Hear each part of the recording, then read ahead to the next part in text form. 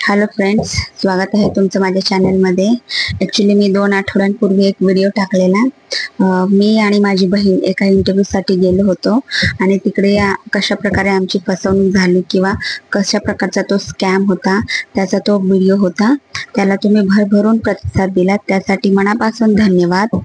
खरंच खूप चांगलं वाटतं तुम्ही लोक जेव्हा असं सपोर्ट करता किंवा लाईक करता, कमेंट करता, त्यासाठी खूप खूप खूप आभार.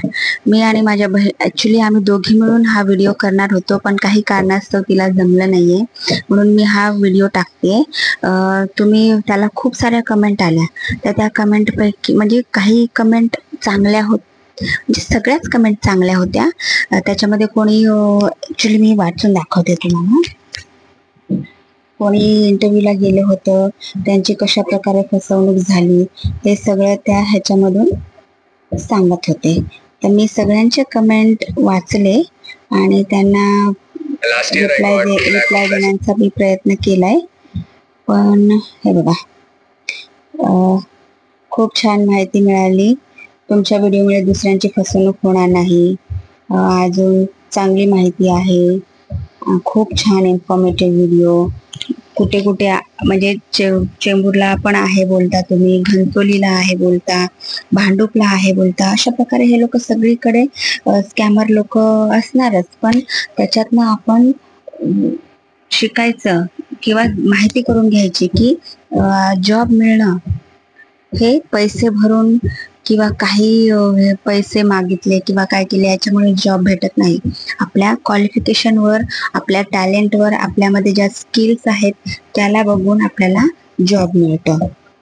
तर एका ताईने मला कमेंट केलेली की ती पण गेलेली कल्याणला, आणि कल्याणला गेली होती तिने अजून एक कमेंट केलेली की पण हा व्हिडिओ बनवून काय फायदा होईल का ह्याचा, असं त्यांनी मला विचारलं.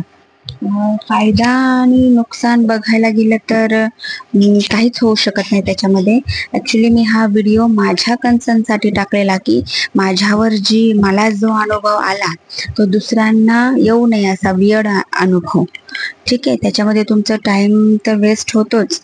एखादी व्यक्ती कन्व्हिन्स झाली तिथे जाऊन, तर ते लोक पैसे त्याच्यामध्ये भरतातही आणि त्यांना जॉब ते लोक देत नाहीत. याच्यासाठी मी हा व्हिडिओ. तुमच्यातले बहुतेक जण गेलात तुम्ही तिकडे इंटरव्ह्यूला, तिथे तुम्ही इन्क्वायरी केली, तुम्ही मला कमेंटही केली की मी गेलेलो, मला 2,500 रुपये मागितले, मला 2,000 रुपये मागितले, पण तुम्ही जाऊन आलात तिकडे. पण तुम्ही असा एखादा व्हिडिओ किंवा काहीही करण्याचा प्रयत्न केला का, जेणेकरून दुसऱ्यांना त्याच्याबद्दल माहिती मिळेल, दुसरे लोक अलर्ट होतील, असं तुम्ही प्रयत्न केला नाही. हा माझ्याकडून एक प्रामाणिक प्रयत्न आहे की मी दुसऱ्यांना काहीतरी फायदा होईल. कोणीतरी 10 मधनं 2 जण जरी हा व्हिडिओ बघितला त्यांनी, तर ते लोक अलर्ट होतील आणि ते लोक जाणार नाहीत अशा इंटरव्ह्यूसाठी वगैरे. माझी स्वतःची लहान बहीण त्या ठिकाणी इंटरव्ह्यूला गेलेली, ठाण्याला. आम्हाला हे माहिती नव्हतं, हे नंतर आम्हाला कळलं की तीही ठाण्याला इंटरव्ह्यूला गेलेली. ही गोष्ट आहे 5-6 महिन्या अगोदरची, आय थिंक 1 वर्ष अगोदरची, आणि तिने तिथे पैसेही भरलेले, हे आम्हाला नंतर कळलं.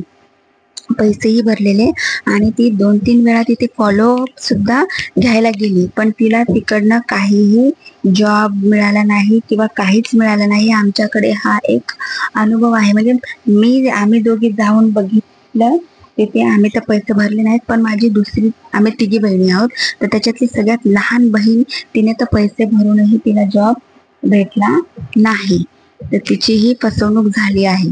तर तुम्हालाही असं अनुभव आला तर तुम्हीही, आजकाल तर खूप सोशल मीडिया द्वारे आपण व्हिडिओ टाकू शकतो किंवा काही इन्फॉर्मेशन लोकांपर्यंत पोहोचू शकतो.